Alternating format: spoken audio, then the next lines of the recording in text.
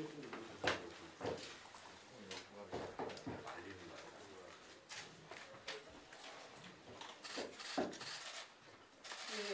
저희 예고했던 기자회견 시간이 됐기 때문에 기자회견을 시작하겠습니다. 사진 촬영 되셨을까요? 저희 바로 진행하겠습니다. 보시면 계속해서 온라인 코로나19 때문에 온라인으로 하다가 오프라인으로 했는데 이렇게 선택해줘서 감사드립니다. 오늘 기자회견은 오프라인으로 정신력 강당에서도 진행됐지만 정신력 홈페이지나 정신력 유튜브 채널에서도 온라인으로 생중계되고 있습니다. 먼저 정신력 기자회견 참석하신 분들에 대해서 소개해드리겠습니다. 제 옆으로 윤순철 정신력 사무총장이십니다. 김헌동 정신력 부동산 건설개혁본부장입니다. 윤은주 경실련 부동산 건설개혁본부 도시계획센터 간사이십니다. 저는 경실련 부동산 건설개혁본부 김성달 국장입니다. 먼저 기자회견 취지 및 배경에 대해서 윤순철 팀장님께서 말씀해 주시겠습니다. 예. 한국은행 9월달 통계를 보니까 가계도시 구조 점점 올라갔다고 그런 것 같습니다. 그러니까 이제 대물제로 높은 수치라고 얘기 나오는데 그 중에서 보면 이제 전세주의 3조가 나왔습니다. 돌려요. 그래서 앞에 나와줘. 잠깐만 저기 이거 사진 한번 볼까요? 예.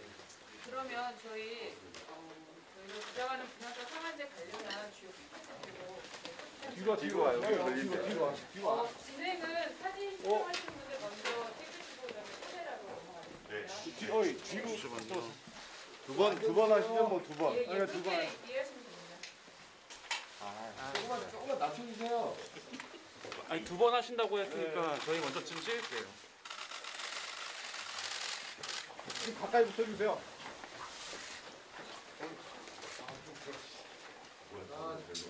그 앞에 계속 찍으실 거예요?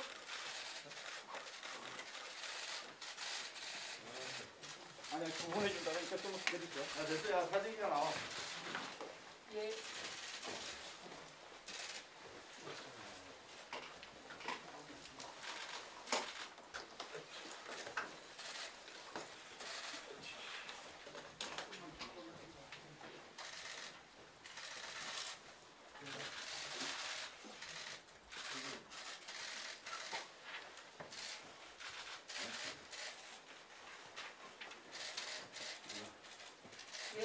시작하겠습니다.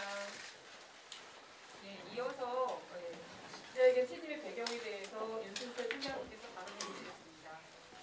전세주의 3.5조가 늘었는데 이게 보면 다 이 경제가 폭등해서 그런 거거든요. 결과적으로 보면 무주택자들의 부채가 계속 올라가고 있고 계속 올라가고 있다는 것은 사람이 그만큼 어려워졌다 이렇게 될 것 같습니다. 그래서 아시겠지만 주변에서 얘기 많이 하실 거예요. 전세 나올 집 매물도 없고 집도 없고 갈 곳도 없다 이런 얘기가 되게 많이 나오는데 사실은 어떻게 보면은 이런 건 사실은 정부 정책의 실패를 국민들이 떠안고 있는 거 아니냐 이런 이렇게 볼 수도 있을 것 같습니다. 제가 그래서 저희들이 전세가를 분석해봤는데 가장 좋은 지금 전세 대책을 집값을 내린 게 아니겠는가 이렇게 보고 있습니다. 그래서 사실은 이 자산의 이 주택의 이 부동산의 거품을 빼지 않으면 사실은 가장 효율적인 전세 대책을 놓는 것 같다. 오늘 데이터에 보셨지만 집값이 올라가면 전세가 같이 동반해서 올라가게 돼 있으니까 집값이 떨어지면 전세값도 낮아지는 추세가 좀 보일 겁니다. 지금 30년 동안 그런 과정을 본다면 정부가 사실은 본격적으로 집값을 내리는 이런 대책을 써야 하지 않느냐 이렇게 좀 보고 있습니다. 옛날에 박근혜 정부 때는 청년한 부족이가 비대가 집사랑했는데 진짜 잘못하면 지금 대출 받아서 전세값 내라 이렇게 많이 나올 지경이 있거든요. 그래서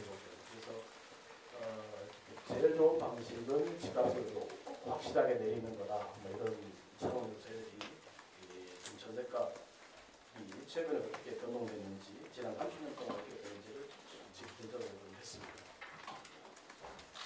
네, 이어서 오늘 기자회견 분석 내용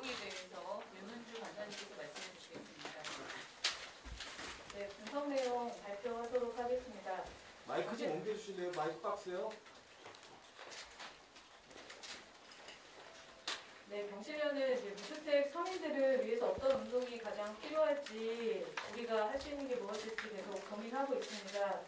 그 일환으로 이제 전세 가격을 한번 분석해보자 해서 지난 30년 서울 아파트값, 전세가를 분석했습니다. 자세한 설명 드리겠는데요. 5페이지, 나눠드린 자료 5페이지를 참고해 주시기 바랍니다. 크게 세 가지로 조사를 진행을 했고요. 정권별로 전세가가 어떻게 변해왔는지, 그리고 정부의 부동산 정책에 따라서 전세가와 집값에 어떤 영향을 받는지, 그리고 마지막으로 단지별로 주요 강남과 비강남 지역의 주요 단지들을 개별 사례 현황을 조사했습니다. 먼저 정권별로 살펴봤는데요. 강남의 전세가, 강남 30평 아파트 값이 김영삼 정부 임기 말인 1998년까지도 3억 미만이었습니다. 그러다가 1999년에 외환위기로 2억 6천만 원으로 떨어졌다가 2000년부터 반등하면서 노무현 정부 때는 5.9억에서 12.2억으로 6.3억이 상승합니다. 109%가 상승해서 역대 정권 중에 노무현 정부 때가 가장 많이 상승했습니다. 가액만으로 따져보면 문재인 정부 때 7.6억 상승하는데요. 13.4억에서 현재 21억으로 7.6억이 올라서 가장 많이 상승한 것으로 나타났습니다. 전세가는 1993년에 8천만 원이었습니다. 강남의 30평 아파트가. 그래서 근데 김대중 정부 때 이제 0.9억 상승하는데 상승률로는 82%로 전세가는 김대중 정부 때가 가장 많이 상승한 것으로 나타났고, 가액만으로 보면 박근혜 정부 때 평당 666만 원, 30평 기준으로 하면 2억 원 올라서 박근혜 정부 때가 가장 많이 오른 것으로 나타났습니다. 비강남 아파트도 좀 살펴봤는데요. 1993년에 2.1억 원이었던 비강남 아파트가 3억 원이 되었습니다. 2003년에는 3억이 되었습니다. 그래서 김영삼 정권 그리고 김대중 정부 10년 동안 아파트 값이 1억이 올랐습니다. 그러나 이제 노무현 정부 때 3억에서 5.8억으로 2.8억이 상승했고요. 이명박 정부 때는 0.4억이 하락했고, 또 박근혜 정부 때 0.7억 오르고, 문재인 정부 때 3.3억이 상승하면서 현재 비강남 지역의 아파트 가격은 9.4억입니다. 전세가는 강남하고 같이 김대중 정부 때 가장 많이 상승을 했고요. 7천만 원 상승해서 75% 상승률로 가장 높았고, 또 역시 가액으로는 박근혜 정부 때 1.4억 상승한 것으로 나타났습니다. 7페이지 보시면 저희가 정책별로도 좀 살펴봤는데요. 집값 안정에 저희가 볼 때 가장 큰, 효과적으로 가장 큰 영향을 미치는 분양가 상한제 시행 전후로 구분을 해서 분석을 했습니다. 70년대 그 선분양제와 함께 이제 분양가 상한제가 도입이 돼서 70년간 유지되면서 집값 안정에 기여를 해왔습니다. 근데 외환위기 직후 2000년에 김대중 정부가 분양가 상한제를 폐지하면서 그 그림 2와 표 3을 보시면 확인하실 수 있는데요. 2000년 3.3억이던 강남 30평 아파트 값이 2007년에 12.3억으로 9억이 오릅니다. 그래서 상승률로만 보면 276%나 됐고요. 그리고 2007년에 이제 주택법이 개정되면서 2008년 1월부터 분양가 상한제가 다시 도입이 되자 2007년에 12.3억이던 아파트 값이 10.3억으로 2억이 하락합니다. 그러다가 2014년에 당시 박근혜 정부와 당시 야당이었던 더불어민주당이 야합을 통해서 부동산 3법을 통과시키면서 분양가 상한제를 폐지시켰습니다. 그러자 다시 아파트 값이 급등하는데 2014년 10.3억이던 아파트 값이 현재 21억으로 10.7억, 104% 폭등했습니다. 전세가도 분양가 상한제가 폐지됐을 때 가파르게 상승한 것으로 나타났습니다. 2000년도 1.4억에서 2007년에 2.9억으로 1.6억 상승했고, 상승률로는 115%로 가장 높습니다. 상승액도 2014년에 분양가 상한제 폐지 이후 2.5억 원이 상승하면서 가장 높게 상승한 것으로 나타났습니다. 비강남 지역도 그 강남하고 좀 흐름이 크게 다르지는 않고요. 분양가 상한제가 폐지돼서 2000년에서 2007년 그리고 2014년 이후에 급격히 상승했습니다. 2000년 전세가 비강남 30평 아파트 전세가가 1.1억이었고 2007년에는 2.1억으로 1억이 올랐고 2014년에 1억이 상승했습니다. 2020년에 1.4억 2014년에 3.1억으로 1억이 상승했고 2020년 4.5억으로 1.4억이 올랐습니다. 그래서 현재 비강남 전세가는 평균 4.5억이고 아파트 값도 비슷한 시기에 분양가 상한제 폐지 이후에 크게 올라서 2007년에 3.6억이 올랐고요. 2013년에 폐지 이후 7년간 4.1억이 다시 오르면서 현재 비강남 지역의 평균 아파트 값은 9.4억입니다. 문재인 정부는 아직도 분양가 상한제를 도입하지 않고 있습니다. 김현미 장관도 국토부 장관이 시행할 수 있는 결정권을 가지고 있지만 아직 시행하지 않고 있습니다. 집값을 잡겠다고 하면서 이렇게 시장에 바로 영향을 주고 가장 효과적인 제도 도입을 하고 있지 않아서 국민들은 좀 납득하기 어려운 상황입니다. 마지막으로 단지별 사례를 살펴보겠습니다. 강남의 좀 주요 단지 5개 단지와 비강남의 3개 단지를 살펴봤는데요. 강남에서 이제 좀 오래된 아파트인 음마 아파트 근데 이 사례들도 그 평균 흐름과 크게 다르진 않았습니다. 음마 아파트도 분양가 상한제가 폐지돼 2000년에서 2007년 7년 동안 전세가가 1.3억이 올랐고 집값은 8.7억 상승했습니다. 2000년에 전세가 1.2억이고 매매가 2.2억이었던 31평 시세가 2020년 현재 전세 5.1억, 매매 20.1억으로 전세는 5배, 매매는 10배 가까이 상승했습니다. 그리고 집값 대비 전세가 율은 25% 수준으로 낮게 나타났습니다. 비교적 좀 새 아파트라고 할 수 있는 2000년 이후에 입주한 아파트들도 살펴봤는데 그중에 2008년에 입주한 반포자이 같은 경우 2014년 전세가가 6.4억이나 올랐고 아파트 값은 14.8억이 올라서 현재 35평 매매가가 27억이고 전세는 14억이었습니다. 비강남 아파트도 비슷한 유형으로 살펴봤고요. 목동 7단지 아파트가 2014년에서 2020년 동안 8.1억 상승해서 가장 많이 상승한 것으로 나타났고 2000년 이후에 입주했던 공동 매매한 2단지 아파트도 2007년과 2014년 1억 가까이 이제 분양가 상한제 도입 효과로 하락했지만 2014년부터 다시 상승하면서 6억이 상승해서 현재 전세가 5억, 아파트 값은 11억으로 나타났습니다. 분석 결과 아파트 값과 전세가는 정부 정책에 따라 상승하거나 하락했습니다. 지난 7월 31일 이제 임대차 3법이 통과되면서 전월세 상한제 그리고 계약갱신 청구권이 도입이 되었지만 무주택 세입자들의 주거 불안은 해소되지 않고 있습니다. 전세가는 주택 가격에 직접적인 영향을 받기 때문에 전세 등 무주택 세입자들을 보호하려면 문재인 대통령께서 약속하셨던 것처럼 취임 이전 수준으로 집값 거품을 제거해야 합니다. 그러기 위해서는 정부와 국회가 저희가 조사 자료를 통해서 확인해 볼 수 있듯이 분양가 상한제와 같은 아파트 값을 바로 낮출 수 있는 정책부터 즉시 전면적으로 도입해야 합니다.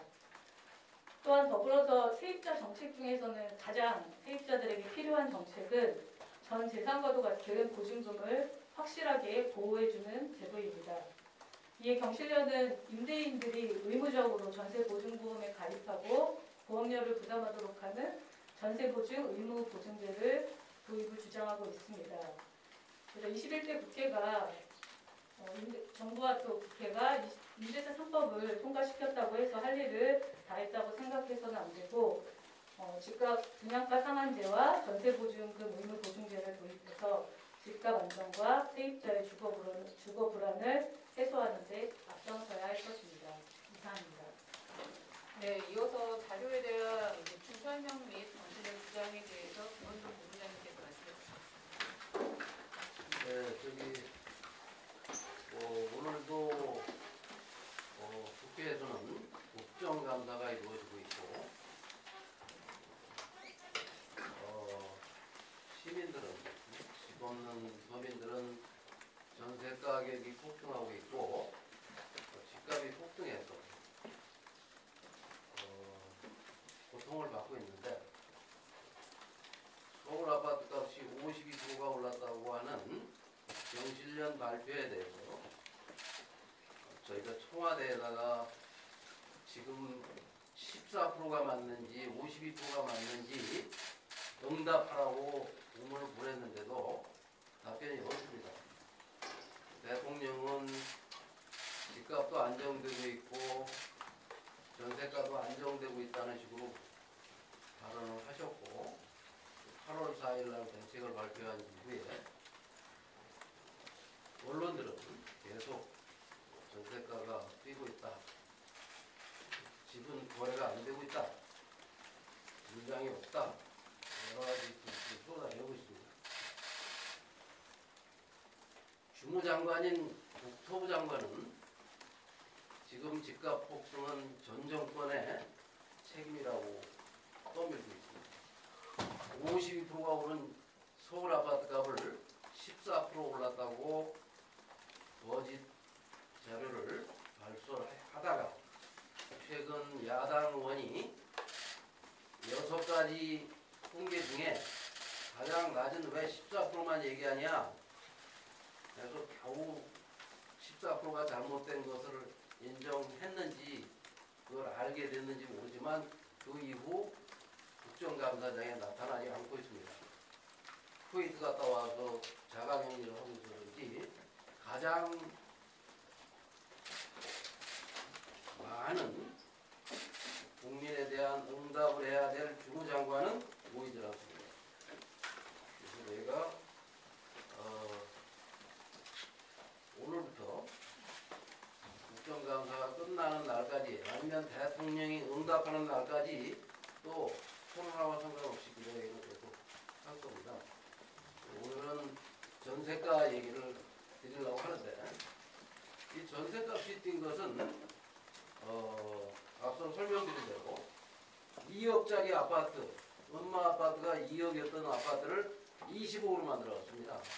그 20억으로 만들었는데 언제 만들어졌냐? 노무현 정부 때 9억이 올랐고 문재인 정부가 거의 10억이 올랐어요. 그 두 정권이 2억짜리 아파트를 20억으로 만든 겁니다. 2억짜리 아파트가 2억짜리일 때는 전세가 1억이었습니다. 1억. 전세가 1억이었는데 2억짜리 아파트를 20억 받으러 오니까 집주인은 당연히 전세가를 더 받고 싶겠죠. 전세가가 올라가는 것은 1차적으로 집값이 올랐기 때문입니다. 집값이 오르면 전세가는 무조건 따라가서 오릅니다. 지금 언론들은 대다수 언론들은 집값이 어떻게 될 건지는 얘기를 하지 않고 있고 전세가 오르는 것만 얘기합니다. 전세가가 왜 오르는지 전세가가 오르는 이유는 한 5가지 정도의 요인이 있습니다. 첫 번째, 문재인 정부가 임대사업자에게 이 집값의 80%를 대출해줘서 전세 물량 100만 채가 월세로 전환이 되고 있습니다. 지난 3년 동안. 전세를 놓을 필요 없이 정부가 집값의 80%까지 대출을 해줘서 임대업자들이 전세 물량을 걷어들이고 전부 월세화시켰습니다. 두 번째, 아까 말씀드린 대로 집값이 문재인 정부 들어와서 서울 아파트 값이 50% 이상 오르니까 전세가가 따라 오르기 시작합니다. 이제부터. 그래서 문재인 정부 들어와서 전세가가 오르면 우리가 평균치에서 보듯이 강남 1억, 강북 1억. 전세가가 그렇게 크게 오르지 않았어요. 평균적으로 보면 이제부터 오릅니다. 이제부터 오를 때가 된 거죠. 이게 언제까지 오를 거냐? 한 4, 5년 계속 오겠죠, 전세가가. 집값이 그대로라도 집값이 대통령이 연초에 말씀하신 대로 취임 이전 수준으로 52%가 내려가면 금년 말까지 52%가 내려가면 전세가도 크게 오르지는 않을 겁니다. 지속적으로 몇 년간 오르지는 않을 겁니다. 하지만 대통령은 연초에 집값을 취임 이전 수준으로 낮춘다고 했는데 취임 이전 수준으로 낮추려면 강남에 8억이 오른 걸 8억을 낮춰야 취임 이전 수준이 되고 강북 지역 4억 오른 걸 다시 4억을 낮춰야 취임 이전 수준이 되는데 주무 장관은 10%밖에 안 올랐다. 강남은 1억 서울 전체적으로 10억짜리 아파트가 1억 4천 올랐다는 거 아니겠습니까? 이렇게 거짓말을 계속 하고 있고. 그러니까 낮춰야 될 숫자도 얼마 안 되겠죠. 정부가 이렇게 국민들을 상대로 거짓말을 하고 있고 또 하나 이 분양가 상한제라는 걸 전 정권에서 없앴으면 현 정권에서 당장 시행을 해야 되는데 3년 반 동안 시행을 한다 하고 3년 반을 끌어왔습니다. 지금 정부 여당이 의석이 부족한 것도 아니고 180석이면 당장에 해야 할 일이 뭐냐? 분양가 상한제를 법으로 정해서 전국적으로 시행하면 됩니다. 그럼 집값이 금방 잡을 수 있는데 그런 조치를 하면 재벌과 건설업자가 싫어하니까 집값이 정말 낮아질 거니까 도입을 안 하고 있습니다. 여기 이 표를 보시면 2억짜리 아파트가 20억이 될 때까지 집값이 오른 거는 분양가 상한제를 폐지한 시기에만 올랐습니다. 그럼 분양가 상한제를 시행 안 한 시기는 언제냐? 노무현 정부 5년. 그 다음에 박근혜 정부 1년 반. 문재인 정부 3년 반. 합의 10년. 그 10년 동안 서울 아파트 값은 2억짜리가 20억이 됐습니다. 강북 지역은 1억 5천짜리가 9억이 됐습니다. 문재인 정부에서만 강북 아파트가 4억이 올랐습니다. 이런 내용들이 국정감사장에서 밝혀져야 될 얘기인데 전혀 밝혀지지 않습니다. 그 다음에 전세값이 뛰는 이유 두 번째는 금리입니다. 맨 그 자료 마지막 페이지를 보시면 2000년 이전에는 콜 금리가 12% 13%였습니다. 2008년 이전에는 노무현 정부까지는 금리가 5%에서 한 6% 정도 됐습니다. 박근혜 정부 이전에는 금리가 2%대였습니다. 문재인 정부 들어와서 3년 반 동안 금리가 1%대입니다. 그러면 10배가 차이가 나는 거예요. 집주인은 전세를 놓는 것보다 전세 보증금을 받아서 은행에다 10년 전, 20년 전에 넣어놓으면 12%씩을 받았는데 지금은 1점 몇 프로밖에 못 받습니다. 당연히 전세를 놓는 게 손해죠. 집주인은. 그런데도 왜 전세를 놓을까요? 돈이 없어서. 돈을 조달할 수가 없어서. 그러니까 전세 물량이 감소하고 있습니다. 전세 물량이 감소하고 있고 전세 가격이 올라갈 요인이 생긴 거죠. 금리가 낮아지면. 근데 이런 것들에 대해서 상세하게 정부가 설명을 하지 않습니다. 전세가는 가수요가 없습니다. 전세 물량은 누가 10개, 20개, 100개를 빌려다가 재임대를 하지 않습니다. 집은 사재기를 하지만 전세는 사재기라는 게 없습니다.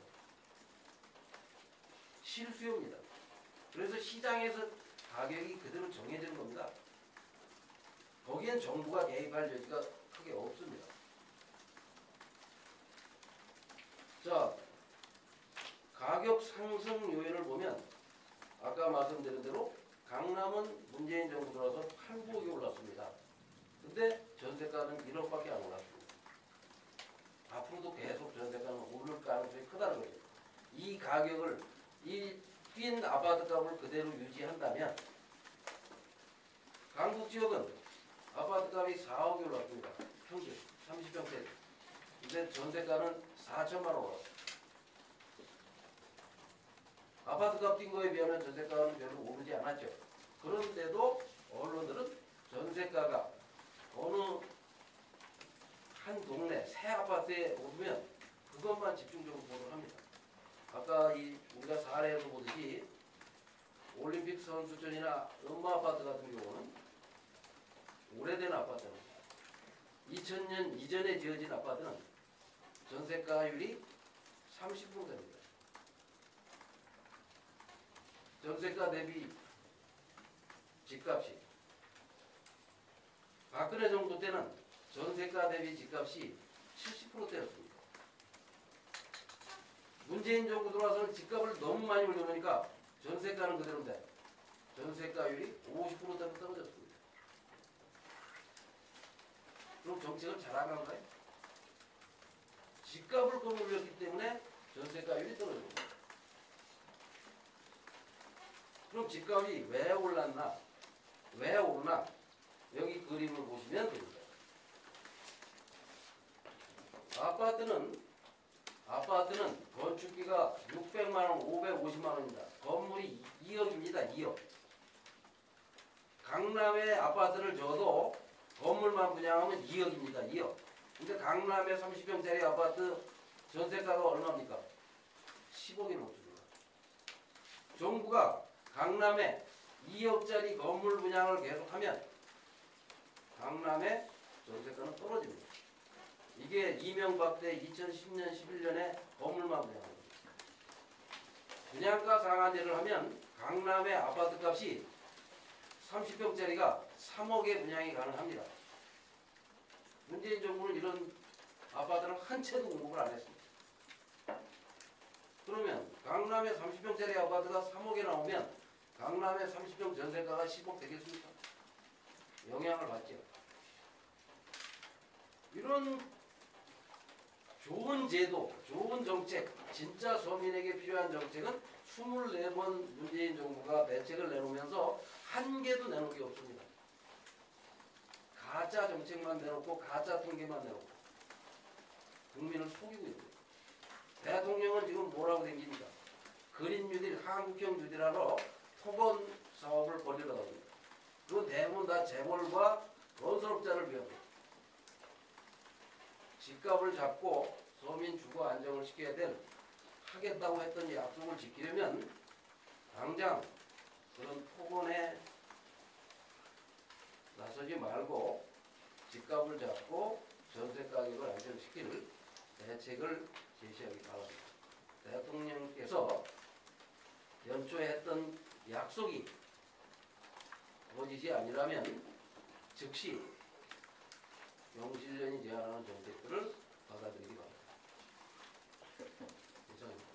네, 저희 기자회견 분석 자료 관련해서 질문 있으십니까? 네, 질문은 저희 활동가들에게 개별적으로 질의해 주시면